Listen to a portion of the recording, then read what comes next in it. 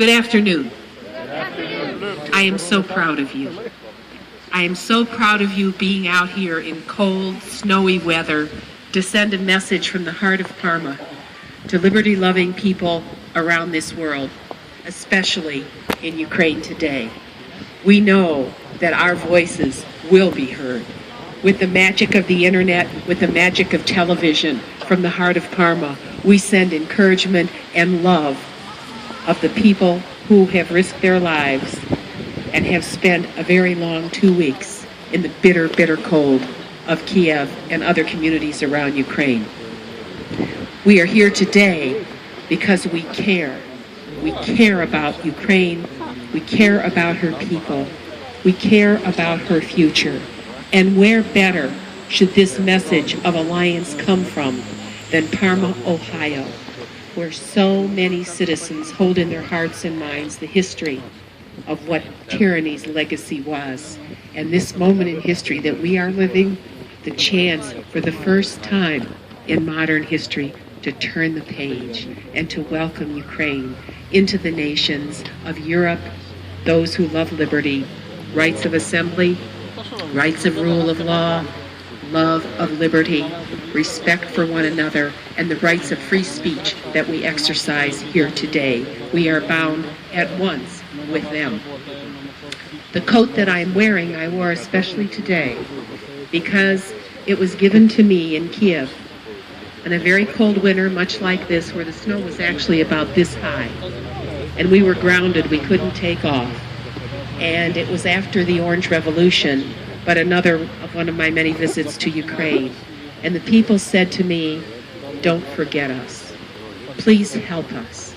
And by your being here today, standing in the snows of Ohio, with names like Kaptur, with names like De Geeter, with names like Brennan, and Celebrezze, and Vitardi, we know that we are an alphabet soup here in the United States of America, right? But we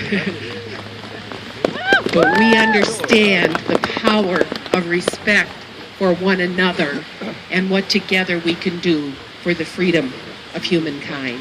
And so we are bound at once with Ukraine today.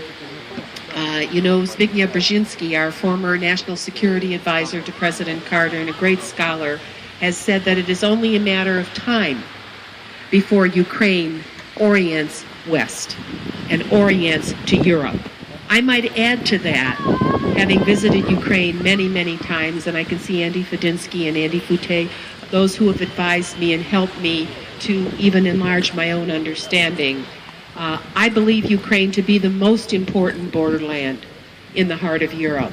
She'll connect not just to Europe, she will connect to Turkey, she will connect to points north and south on every level, academically, commercially, militarily. From a trade standpoint, we here, by standing today, help her move in all directions. She will be one of the greatest nations in that part of the world, and it will be made possible because people here in Parma took the time today to stand for liberty and to stand for Ukraine's future. You didn't sit home.